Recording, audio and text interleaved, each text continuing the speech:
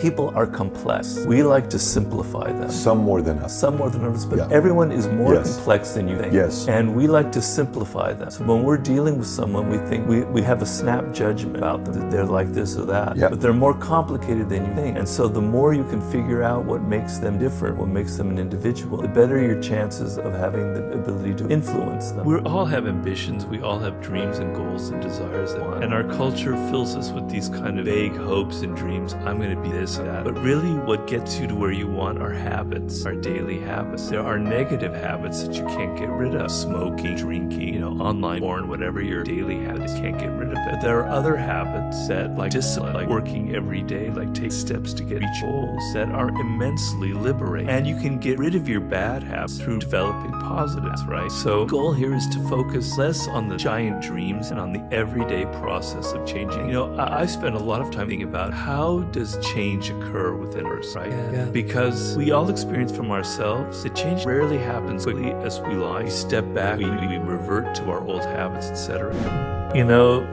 Some of the most aggressive, powerful people in history had incredibly high levels of ambition, and they had to learn to control that and rise to top. That's how people become successful, is by their ability to channel their energy. So you have to be aware that the game is social, that the winners in life have a wider base of operation. They have more supporters, they have more allies than other people. You're not going to get very far in life if you're alienating everyone around you.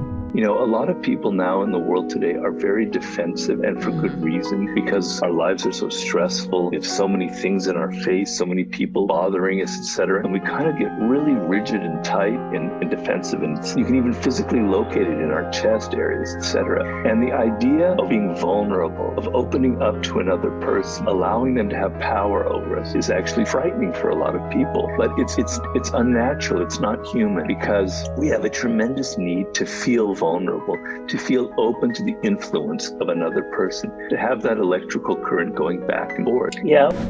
Well, whenever you are facing like a project or something that you're creating or building, there's a level of anxiety involved. Like you're not quite sure of what you need to do, and you're anxious for getting the right results, etc. And this kind of tightens you up from within. And what happens with most people is, before you start, this is really has to do with your creative process, which is extremely important no matter what line of work you're in. So when you start your project or a problem that you're solving, you're generally only thinking of 2 or 3 possibilities. Let's say A, B, or C. And A will be something that you've done a million times before, so you're naturally going to be thinking of doing it that. And B might be something that you've heard somebody else do or whatever, and maybe you'll try that out. And C is some kind of odd thing that you probably will never try anyway. And so you're going to follow these paths, right? Because you already assume what you think is the answer before you've started. And people have all sorts of illusions surrounded around the word. There's a reality. So the reality is that creativity is a function of the previous work that you put into a project, right? So if you put a lot of hours into thinking about your book, into researching, reading a lot of other books, and planning and structuring it and going over again hour after hour, a very tedious process, or you go through a rigorous apprenticeship in your field for many years, a moment will come where creativity will just simply come to you. You can't force it. The best things in life are the things that come to you, because you can't force something like creativity. You can't wake up, and I've had this feeling, and I'm sure you've had, where you need to be creative and it won't happen. It's like the word inspiration is very true. It almost comes to you. But in action and behavior, where you learn to set boundaries with people who are doing things that you find either offensive or not productive or not working with the team,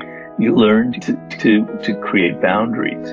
If there's someone on your team who's not performing the way you want, you have to sometimes be a little bit harsh with them. You have to, tell them what you're really thinking, and maybe even take action to make it clear to them that their job is in jeopardy. But your public persona, you shouldn't be mixing that up, because that would be too confusing, and it's not who you are.